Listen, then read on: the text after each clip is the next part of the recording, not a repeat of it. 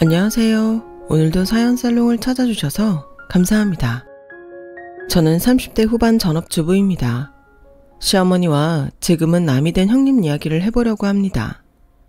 시어머니가 돌아가신 지 올해로 꼬박 3년이 되어 가는데 이렇게 날이 좋거나 또 맛있는 음식을 먹을 때면 언제나 저희 시어머니 생각에 코끝이 시큰해지곤 하는데요. 그만큼 시어머니는 저에겐 소중한 분이셨어요. 그에 반면 형님은 돈에 눈이 멀어 안타깝게도 그 외에 좋은 것은 보지 못하는 사람이었는데 그래서인지 저와는 그다지 맞는 부분이 없었던 것 같네요. 저는 돈도 돈이지만 언제나 사람들의 정이 그리웠거든요. 그렇다 보니 저에게 무한정 사랑을 주셨던 시어머니에 대한 좋은 기억이 많은데 좋은 기억이 많은 만큼 그리움이 커서 이렇게나마 시어머니에 대한 이야기를 해보려 합니다. 저는 가난한 집의 장녀였어요. 아버지가 일찍 돌아가셔서 친정엄마가 저를 포함 3남매를 홀로 키우셨기 때문이었죠. 게다가 변변한 기술이나 경력도 없던 엄마는 일자리 구하기부터가 쉽지 않았는데 새벽에 우유 배달부터 시작해 가사 도우미까지 당신이 할 수 있는 일은 닥치는 대로 하셨어요. 하지만 벌이가 그다지 좋지는 않았기에 그렇게 오래 일해도 생활은 좀처럼 나아지지 않았는데 그렇다 보니 맞이인 저는 어릴 때부터 철이 빨리 들었고 한가하게 공부나 하고 있을 바에는 동생들 돌보고 집안 살림을 도맡아서 하는 게 낫다고 생각했어요. 그럼 일하고 돌아온 엄마가 그나마 집에서는 조금이라도 빨리 쉴 수 있었으니까요. 하지만 아무리 철이 빨리 들었어도 제 또래의 평범하고 부모님의 사랑을 받는 친구들을 보면 그렇게 부러울 수가 없었는데요. 그렇게 어른이 된 저는 그때까지도 엄마와 함께 아직은 어린 동생들 뒷바라지를 하며 언젠가는 나도 남들처럼 누군가의 사랑을 받으며 행복한 가정을 꾸리고 싶다는 꿈을 키웠어요. 그러다 단골 가게처럼 자주 들르던 은행에서 지금의 남편을 만나게 되었죠. 혜영씨 오셨어요. 안 그래도 이번에 조건이 좋은 적금 상품이 나와서 연락드리고 싶었는데 이번 달에 만기되는 적금 있으시잖아요. 그걸 종잣돈으로 목돈 만들 수 있는 적금인데 혜영씨 생각이 나더라고요. 정말요? 제가 오늘 은행에 오길 잘했네요. 저는 그냥 점심시간이라 지나가다가 종훈씨가 생각나서 캔커피 하나 드리려고 들렀는데 아 그래요? 마침 제가 커피가 먹고 싶던 참이었는데 우리 통했네요. 그런가요? 저는 지난번에 종훈씨가 상담을 하도 잘해주셔서 고마웠거든요. 사실 제가 그때 남편에게 한 말은 거짓말이었어요. 솔직히 말하면 제가 남편을 보고 싶어서 적당한 핑계를 찾았던 거였거든요. 그리고 남편도 그런 제 마음을 아주 모르진 않다고 생각했는데 야 조혜영 너도 참 순진하다. 은행원이 너한테만 친절하겠냐? 다 자기 실적 올리려고 그러는 건데 괜히 홀랑 빠져서는 너 그러다 혼자 마음 다친다? 고백할 마음이라면 그만둬. 알아. 그냥 내 마음이 그렇다는 거지. 내 처지야 무슨 고백이야. 근데 좋아하는 마음은 자유잖아. 나는 뭐 사람 좋아하면 안 돼? 누가 안 된대? 괜히 그 남자도 널 좋아한다고 착각해서 실수하지 말라는 거지. 저는 그렇듯 은행원 남편을 혼자 짝사랑하고 있었어요. 그리고 친구의 말대로 언감생심 고백은 꿈꾸지 못했는데 뜻밖의 남편이 먼저 저에게 고백을 해왔어요. 저기 혜영씨는 주말에 뭐 하세요? 네? 저요? 네, 여기 혜영씨 말고 아무도 없는데 혹시 제 말에 놀라셨어요? 에이, 나는 혜영씨도 제 마음 아는 줄 알았는데 아니었나? 마음이요? 아니에요. 괜히 창피하네요. 못 들은 걸로 하세요. 아니에요. 저 주말에 시간 많아요. 진짜 많아요. 저는 남편의 갑작스러운 고백에 세상 전부를 다 가진 듯 기뻤어요. 혼자만 좋아하다 끝날 마음이라고 생각했는데 우리가 같은 마음이라는 것이 얼마나 기뻤는지 몰랐죠. 저희 부부의 시작은 그렇게 서툴고 어설펐지만 남편도 저도 마음만은 사귀는 내내 한결같았는데 막상 본격적으로 연애를 하니 미처 생각하지 못한 부분이 저를 고민하게 했는데요. 남편의 집이 생각보다 꽤 부유한 집이더라고요. 그에 반해 저는 그러지 못했고 제게 실질적인 집안의 가장이었으니 이 연애의 끝이 그리 좋을 것 같지 않아 불안했는데 그렇게 행복하고 불안한 연애를 이어가다 남편이 먼저 저와 결혼하고 싶다는 말을 꺼냈어요. 혜영아, 우리 이제 연애 그만하고 결혼하자. 알지? 우리 영 작년에 결혼한 거. 그거 보니까 나도 혜영이 너랑 하루라도 빨리 결혼하고 싶어. 솔직히 나도 종훈 씨랑 결혼하고 싶은데 종훈 씨도 알잖아. 우리 집 형편이 그다지 좋지 않은 거. 그게 왜? 우리 결혼이랑 그게 상관이 있어? 상관이 있지. 종훈 씨 집에서 이런 나를 좋아하시겠어? 에이, 네가 우리 엄마를 몰라서 그래.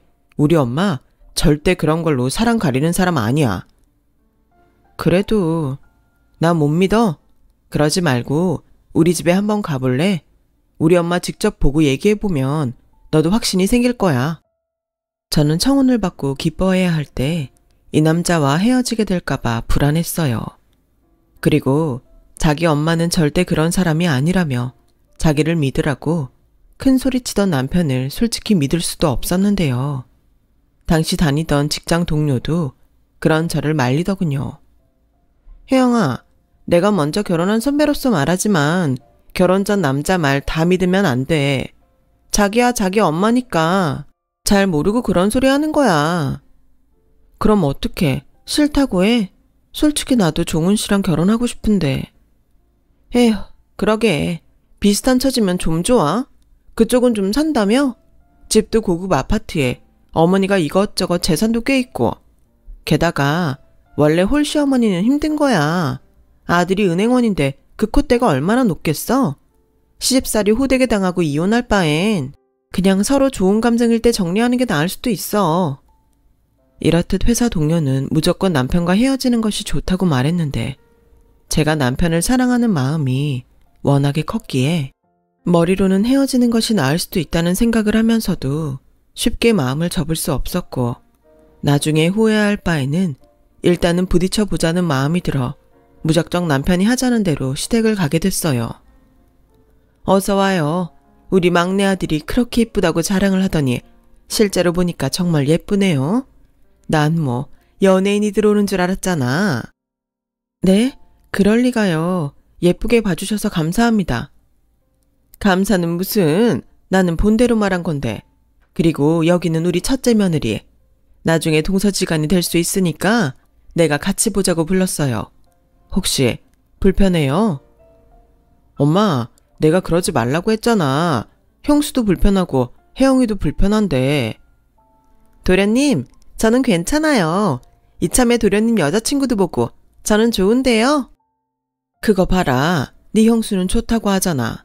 그리고 원래 네 형수는 우리 집에 자주 오는데 내가 안 불렀어도 아마 왔을 거다. 맞아요, 어머니. 도련님, 그러지 말고 우리 나가서 같이 저녁 먹어요. 형은 오늘 늦는다고 했거든요. 예, 뭘 나가서 먹니?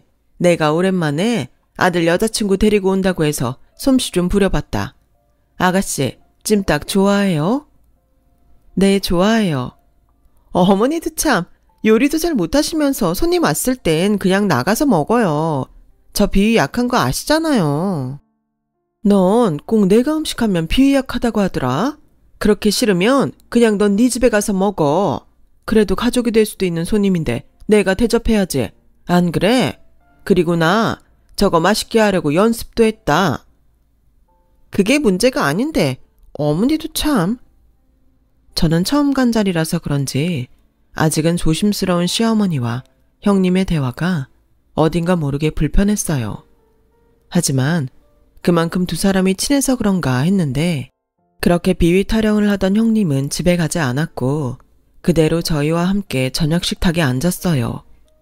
그리고 떨리는 마음으로 시어머니가 차려준 음식 맛을 본 저는 깜짝 놀랄 수밖에 없었는데요.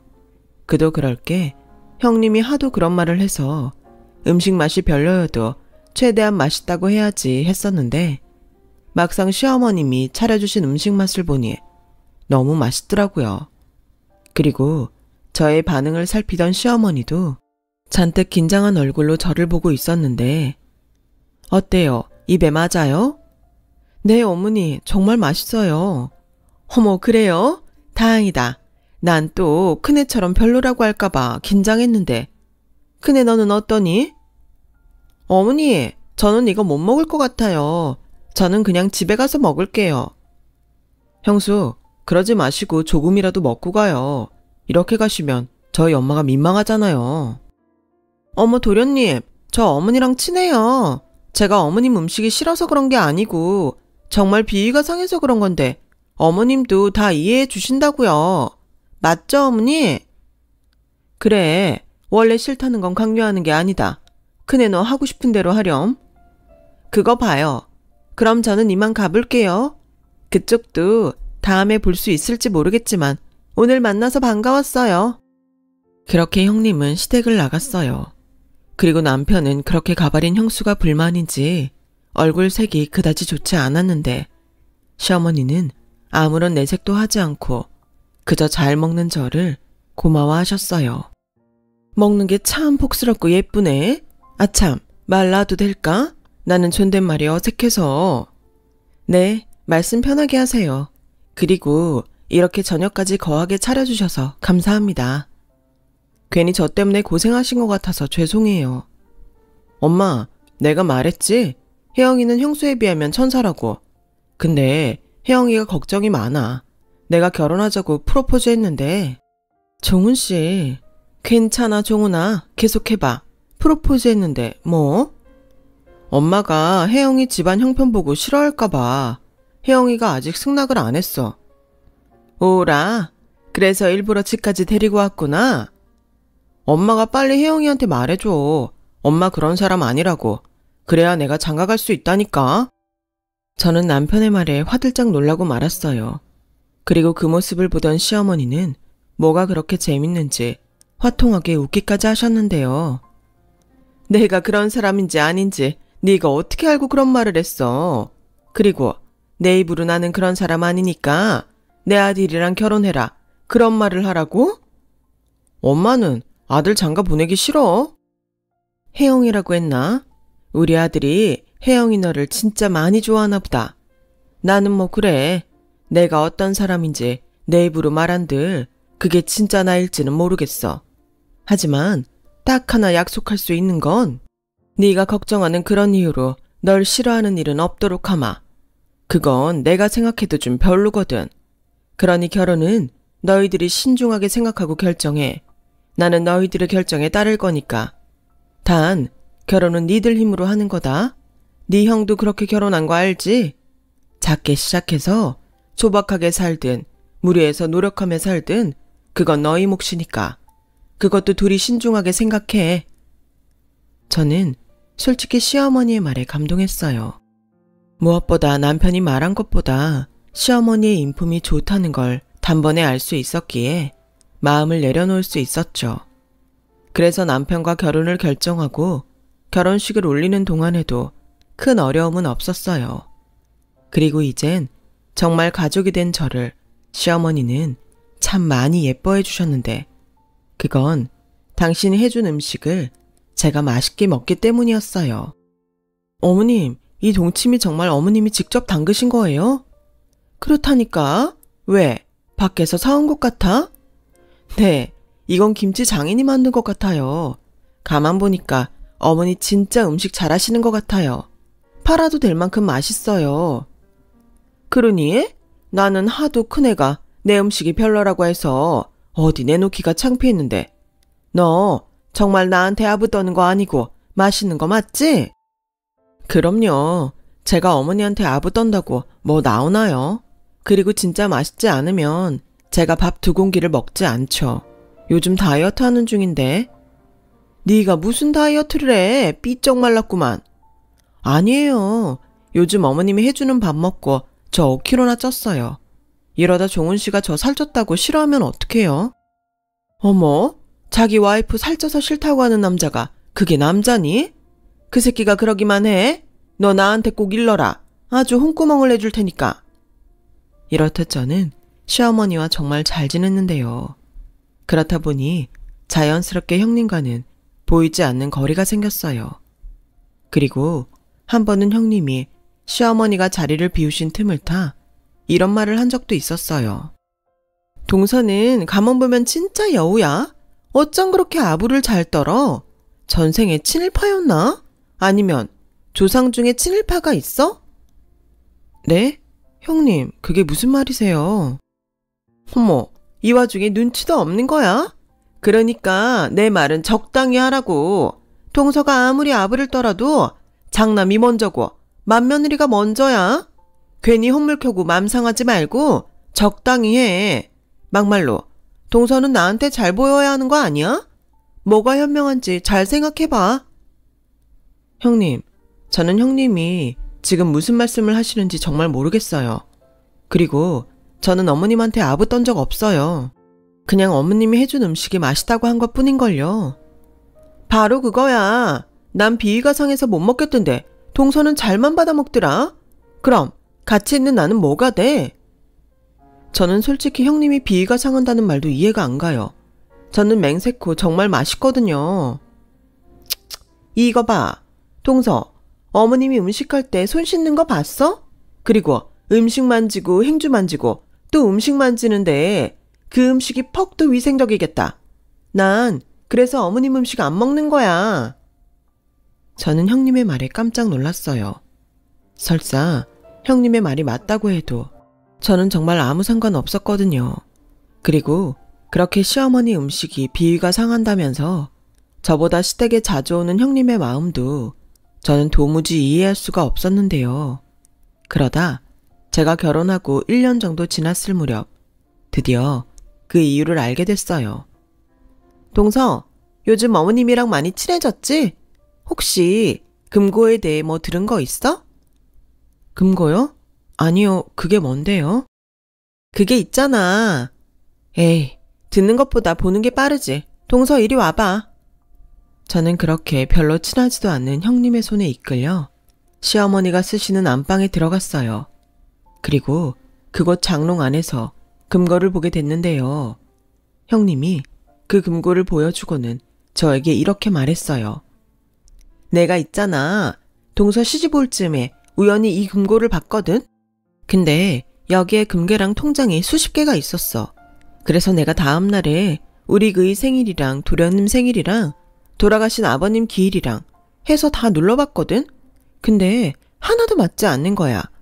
혹시 어머님한테 뭐 들은 번호 없어? 번호요? 그런 건 없었는데요. 저는 여기 금고 있는 것도 오늘 처음 알았어요. 그래? 정말 모른다는 거지? 나중에 딴소리하기만 해. 형님은 그렇게 저를 못 믿는다는 듯 한동안 미심쩍은 얼굴로 쏘아봤어요. 하지만 제가 진짜 모른다고 하니 실망한 얼굴을 하고서는 제가 묻지도 않은 금고 이야기를 하기 시작했는데요. 우리 어머님 돈 많은 건 동서도 알지? 그게 왜 많은 거냐면 시아버님 돌아가시고 보험금이 꽤 나왔나 봐. 게다가 어머님이 아는 사람 통해서 투자도 좀 하시는 것 같은데 아무튼 우리 어머니가 현금 부자라는 소리지. 어머님이 혼자 있을 때 뭐 하고 계시는 줄 알아? 이거 열어서 통장에 있는 돈 세고 있다고. 아, 네. 반응이 그게 다야? 동서는 안 놀래? 동서 금고 있는 거 몰랐다며? 네, 몰랐어요. 그런데요, 어머님이 돈이 많은 게 제가 놀랄 일인가요? 그게 제 돈도 아닌데요. 동서는 순진한 거니 아니면 순진한 척하는 거니? 됐다. 아무튼 어머님이 저렇게 돈이 많지만 어머님 돌아가시면 결국 그 돈이 누구한테 가겠어? 전부 장남인 우리 그이한테 가지 않겠어? 아, 그러겠네요. 그러니 동서는 괜히 닥쳤던 개 지붕 쳐다보지 말고 나한테 잘해. 어차피 동서가 그렇게 시어머니한테 잘 보이려고 아부를 떨어도 말로만 예뻐하시는 거지 실속은 하나도 없다고. 지금 이 금고도 그래. 나는 그래도 여기 금고가 있다는 건 알고 있었잖아. 근데 동서는 나 아니었음 이 금고 존재를 알 수나 있었을까? 이게 다 맏며느리인 나한테만 넌지시 알려주신 거야. 일부러 금고를 살짝 보여주신 거지.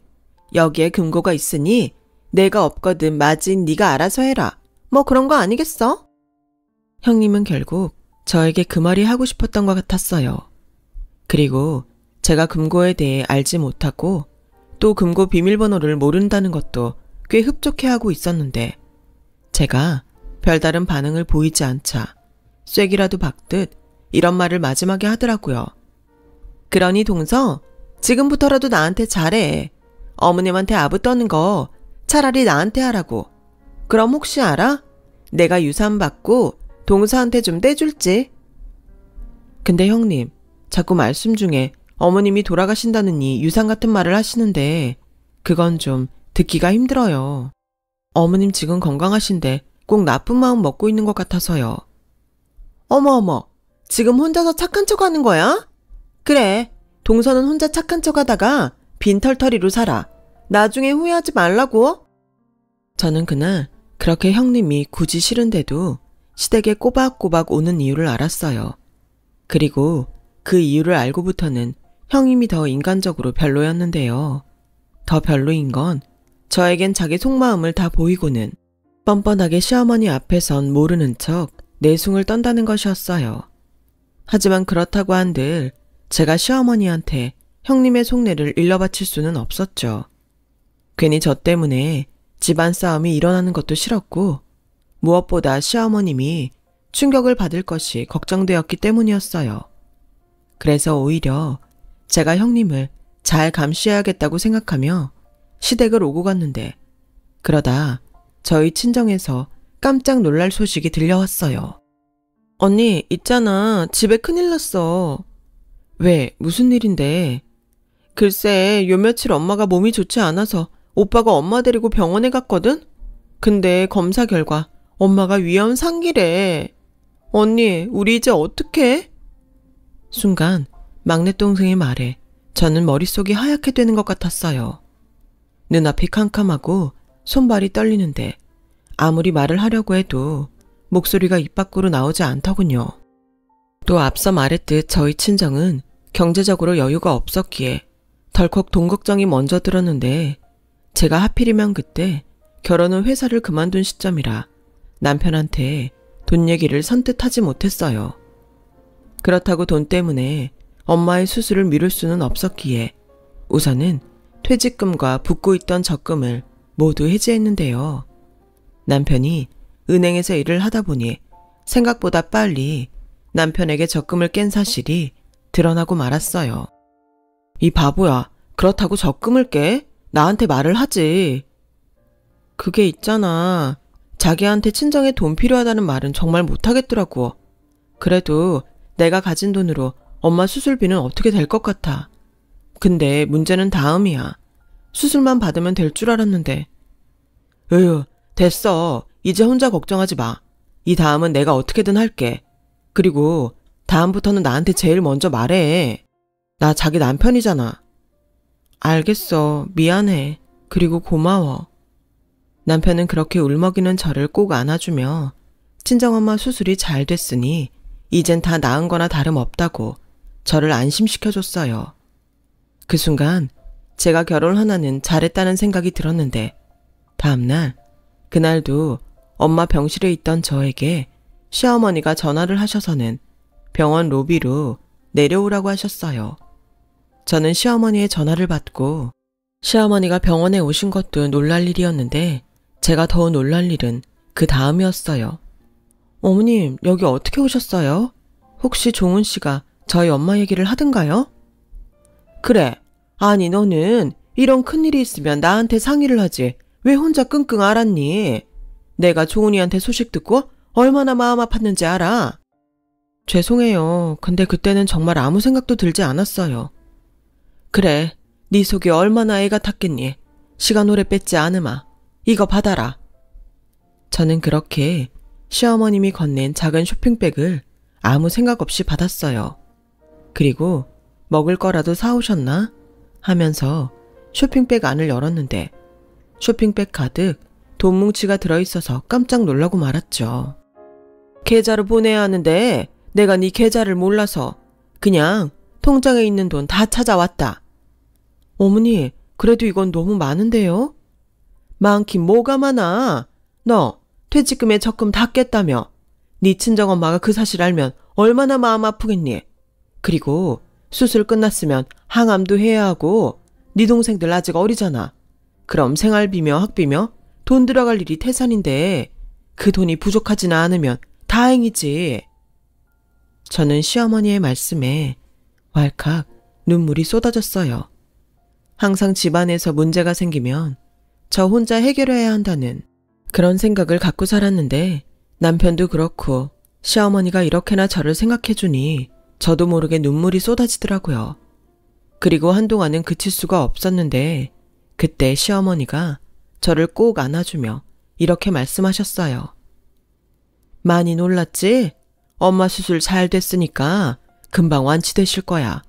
지금은 울고 이따가 엄마랑 동생들 앞에서는 씩씩하게 굴어. 네가 맞이인데 든든하게 버텨야지. 근데 혜영아, 잊지는 마라. 네 뒤엔 종훈이도 있고 나도 있어. 그러니까 혼자 끙끙거리지 말고 언제든지 의지해. 며느리도 자식인데 네가 그러면 내 속은 어떻겠니?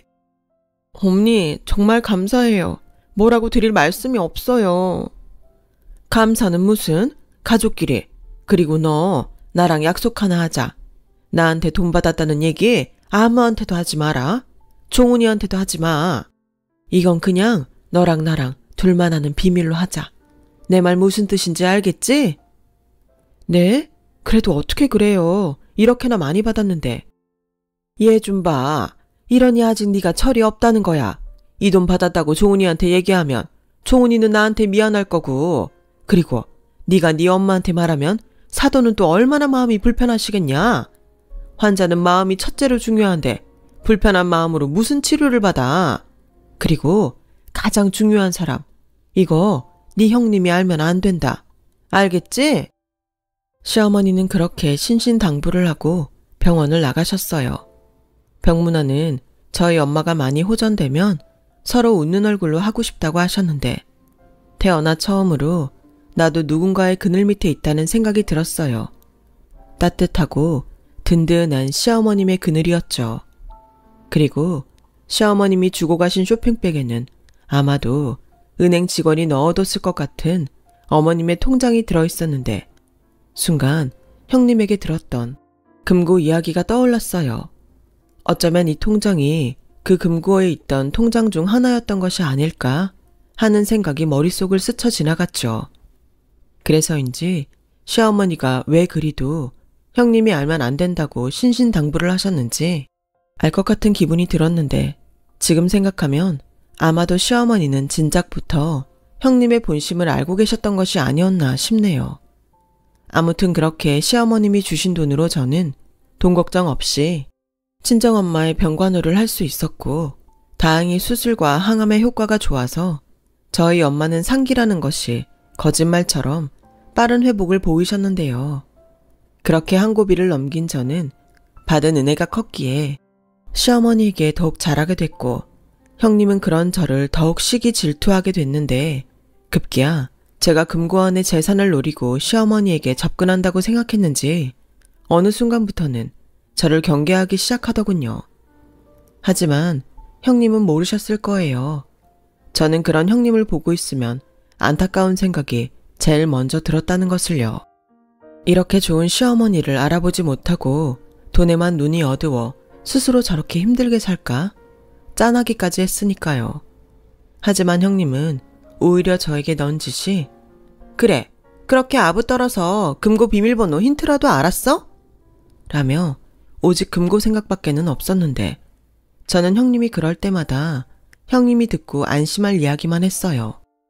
사실 시어머니한테 받은 것이 있기에 형님이 그럴 때마다 좀 찔리긴 했거든요. 그런데 형님은 무슨 생각인지 제 앞에서 늘 시어머니 흉을 받고 한 번은 동서, 우리 어머님이 어떤 분인지 알기나 해? 겉으로는 허허하하 하면서 웃고 넘기지만 속에는 구렁이가 몇백 마리는 있는 양반이야. 금고도 봐.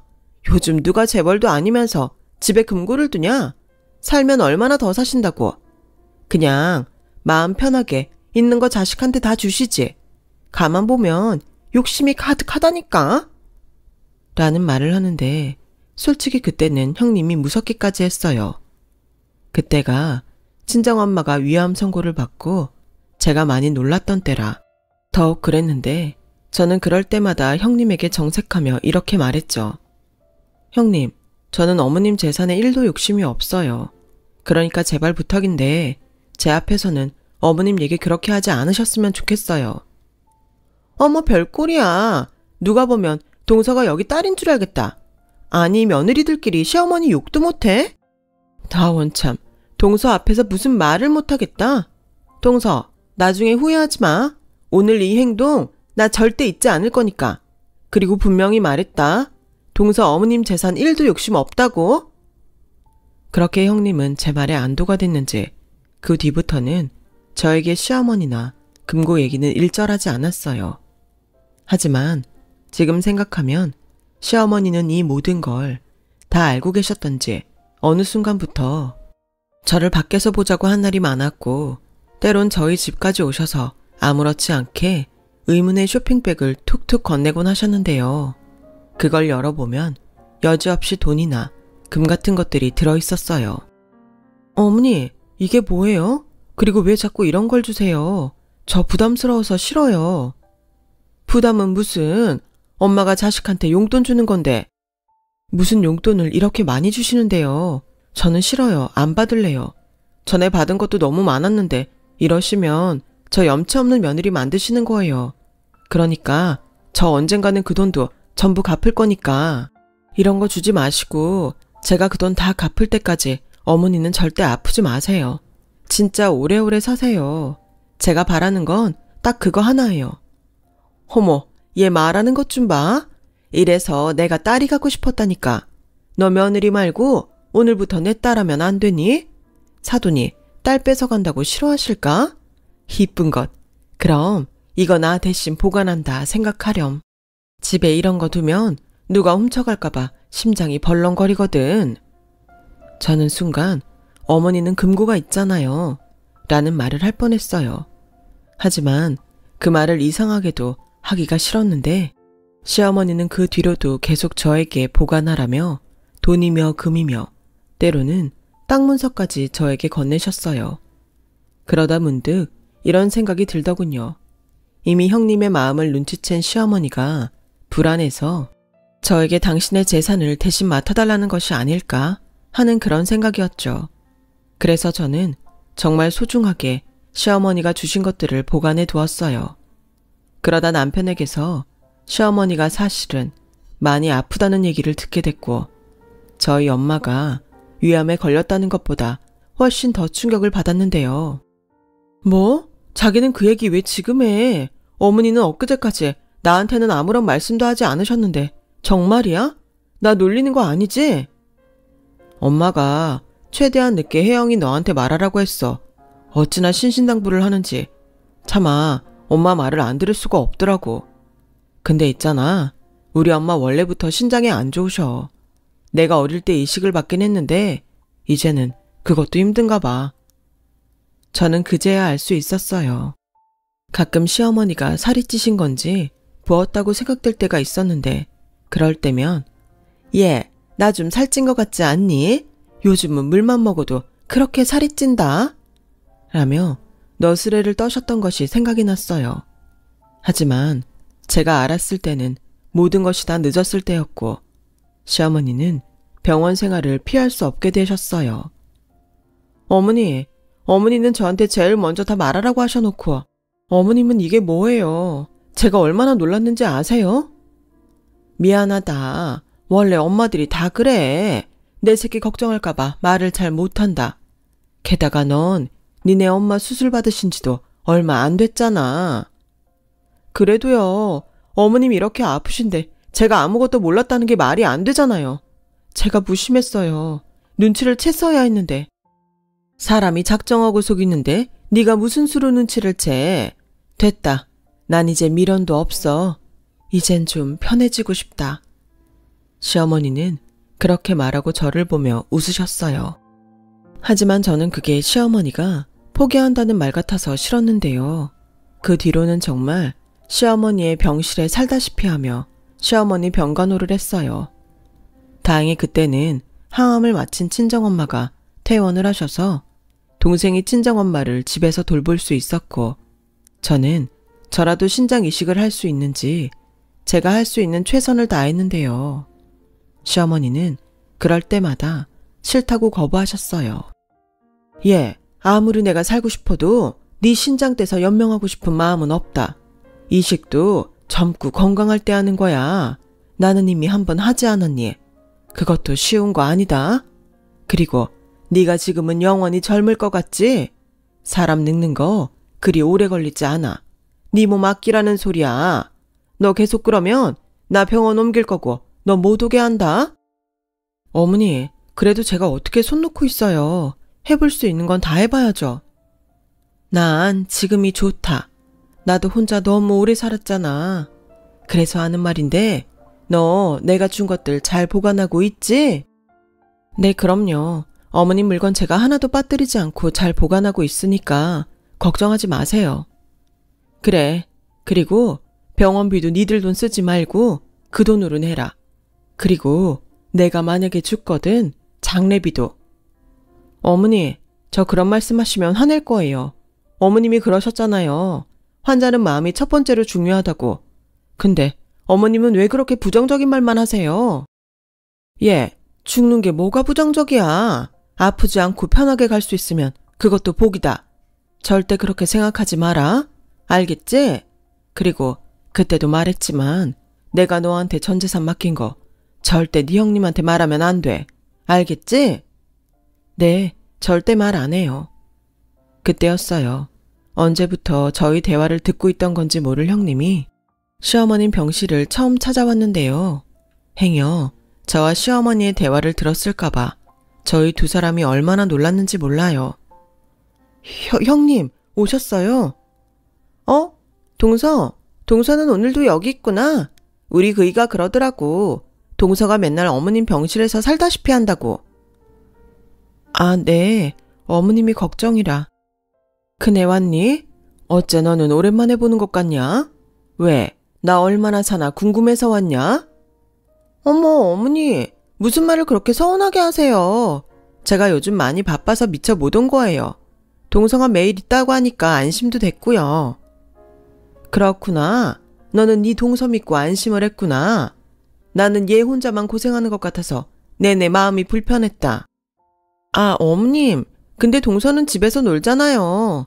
근데 저는 직장에 다니고 있으니까 그 점은 좀 이해해 주세요. 저도 앞으로는 동서처럼 자주 올게요. 제가 안 와서 많이 서운하셨어요? 죄송해요. 제가 맏며느리인데 제가 앞으로 동서보다 잘할게요. 형님은 그렇게 저를 의식하듯 가식적인 말로 어머님의 마음을 돌리려고 했어요. 그리고 저는 약간 이상해진 분위기를 전환하고 싶어 냉장고에서 음료수를 꺼내 형님에게 건넸는데요. 동서, 난 병원에서 뭐 안 먹어. 소독약 냄새나고 병원은 원래 각종 바이러스가 득실거리잖아. 그런 거 함부로 먹으면 큰일 날 수도 있어. 라며 제가 건넨 음료수를 냉정하게 거절했어요. 그때 생각했죠. 사람이 참 한결같다고요. 그리고 시어머니 또한 형님의 말에 인상을 찌푸리셨는데 제가 얼른 음료수를 벌컥벌컥 마셔버렸어요. 그 뒤로 형님은 자기가 말한 대로 시어머니 병원에 오는 날이 많았는데 병원에 올 때면 금고 얘기를 넌지시 흘렸고 그런 걸 봐서는 전에 저와 시어머니의 대화를 형님이 듣지를 못한 것 같아 저는 뒤에서 안도의 한숨을 쉬었죠. 아무튼 그 후로 형님은 줄곧 시어머니에게 금고 비밀번호를 물었어요. 처음엔 빙빙 돌려 말하더니 나중엔 자기가 답답했는지 대놓고 비밀번호가 뭐냐고 물었는데 시어머니가 이렇게 대답하셨어요. 큰애 넌 그게 그렇게 궁금하냐? 그럼요. 어머님이 이렇게 병원에 계신데 맏며느리인 제가 알고 있어야죠. 큰일 치를 수도 있는데 저도 어느 정도 준비는 해놔야 하지 않겠어요? 어째 너는 내가 죽기만을 기다리는 사람 같구나? 에이, 뭐든 미리미리 준비하는 게 나쁠 건 없죠. 저는 물론 어머님이 오래 사셨으면 좋겠어요. 진심이에요. 그래? 그럼 너한테 특별히 내가 그 금고 비밀번호를 알려주마. 그게 말이다. 내가 이 세상을 뜨는 날이야. 네? 그게 무슨... 내 동생이 내가 죽으면 그 날짜로 금고번호를 바꿔놓기로 했어. 그러니 너는 내가 죽거든 얼른 가서 그 금고 열어보면 된다. 이 말이야. 됐니? 헤이, 우리 어머니 제가 금고 비밀번호 알려달라고 해서 서운하신가 보다. 알겠어요. 어련히 알아서 주시겠어요? 저 기다릴게요. 동서, 나는 이만 갈 건데 동서는 여기 계속 있을 거지? 그럼 수고해. 형님 벌써 가시게요. 오신 지 30분도 안 됐는데. 어머, 그랬어? 난 한 3시간 된 것 같았는데. 근데 어머님이 지금 나 때문에 마음이 불편하시잖아. 괜히 내가 있어봤자 도움이 안 될 것 같으니까 난 다음에 올게. 형님은 그렇게 자기야말로 마음이 불편한 채 병실을 나갔어요. 그리고 형님이 나가던 뒷모습을 보던 시어머니가 낮은 목소리로 혼잣말처럼 이렇게 말씀하셨는데요. 내가 저거 그 금고 보고 뒤로 나다 빠지는 거 꼭 보고 싶은데 에이, 그걸 못 보고 가네. 저는 시어머니의 말을 듣고 고개를 갸웃했어요. 모르긴 몰라도 그 금고는 아마도 텅텅 비어있을 거라고 생각했죠. 그래서 형님이 그걸 보고 뒤로 나자빠질 거라고 시어머니는 생각하신 것 같았는데 그 뒤로 형님은 시어머니의 병실을 찾는 일은 없었어요. 그렇게 8개월 정도의 시간이 흘렀어요. 언제나 병실에서도 유쾌한 모습을 잃지 않았던 시어머니는 한순간 건강이 나빠지더니 돌이킬 수 없게 되었고 그렇게 안타깝게 돌아가셨는데요. 그리 긴 시간을 함께하지 못했지만 저는 한없이 저에게 따뜻하고 많은 것을 베풀어준 시어머니가 떠나셔서 심한 우울증을 앓게 되었어요. 하지만 그런 저와 다르게 시어머니가 돌아가시던 날 금고문을 열어본 형님은 시어머니 말처럼 나자빠지고 말았다는데요. 텅텅 비어있다고 생각한 금고에는 가족들 앨범만이 덩그러니 있었다고 하더군요. 이 망할 망고? 날 가지고 놀았어? 여기 있던 통장이랑 금괴 다 어디 갔는데? 혹시 요망한 동서가 벌써 빼돌린 거 아니야? 그렇게 길길이 날뛰던 형님은 슬픔에 잠겨 우울증으로 매일 울고 있던 저를 찾아와 어머님 재산이 다 어디 갔냐고 따지듯 물었고 저는 시어머니의 당부대로 아무것도 모른다고 잡아댔죠. 그 뒤 형님의 행동이 정말 가관도 아니었어요. 그렇게 돈 많은 척 쇼를 하더니 결국 다 뻥이었어? 앨범? 앨범이 뭐가 소중하다고 금고에 비밀번호까지 잠가놔? 사람 놀리는 것도 아니고 내가 비밀번호가 자기 죽는 날이라고 할 때부터 이상하다고 생각했다고. 설마 당신은 미리부터 알고 있었던 거 아니야? 당신 지금 뭐라고 하는 거야? 난 엄마한테 그런 근거가 있다는 것도 몰랐어. 그리고 그러거나 말거나 엄마 돌아가신 지 얼마나 됐다고 이 난리야? 당신이 그러고도 맏며느리야? 맏며느리 좋아하네. 이런 빈털터리지 맏며느리 줘도 안 갖는다. 됐고 어머니 아파트라도 팔아서 우리가 챙겨. 당신이 장남이잖아. 그럼 그 정도는 챙겨도 되는 거 아니야? 당신 그것밖에 안 되는 사람이었어? 그럼 그동안 우리 엄마한테 잘하려고 했던 것도 다 꿍꿍이가 있어서였네? 그래, 막말로 받을 건 받아야지. 당신 어머니 우리 결혼할 때 땡전 한 푼 보탠 것도 없으시잖아. 그리고 당신이 형제가 없는 것도 아니고 저 여우 같은 동서가 어머님 옆에 착 달라붙어서 가진 아양을 떠는데 내가 어떻게 가만히 있냐? 그때였어요. 원래 화도 잘 내지 않는 아주버님이 지갑에서 자기가 갖고 있던 돈을 모두 형님 얼굴에 던져버렸는데요. 그러고는 무서운 얼굴로 이렇게 말씀하셨어요. 네가 좋아하는 돈 가지고 내 눈앞에서 꺼져. 내가 지금껏 너 같은 미친년이랑 살았다는 게 소름 끼친다. 이혼해. 이혼? 그래, 이혼해. 그럼 아파트 팔아서 나 위자료 주고 이혼해. 그럼 되잖아. 나도 뭐 하나 건질 건 있어야지. 형수, 진짜 너무한 거 아니에요? 형수가 막말로 우리 엄마한테 뭘 해줬어요? 우리 엄마 비위 한번 맞춰본 적 있냐고요? 도련님, 그렇게 말씀하시는 거 아니죠? 아, 됐어요. 저는 저 챙길 거 챙기면 이 집하고도 아무 상관없는 사람이니까 다들 그렇게 하시죠? 저는 이 판국에 마치 자기가 받을 거 받는다는 듯 말하는 형님을 도저히 용서할 수 없었어요. 주방에서 물을 한 바가지 떠서 형님 얼굴에 부어버렸는데요. 동서! 이혼할 마당에 무슨 동서? 야, 넌 평생 안 늙냐? 결국 너도 네가 좋아하는 돈 때문에 비참하게 갈 거야. 내가 장담해. 뭐야, 너 지금 나한테 악담하냐?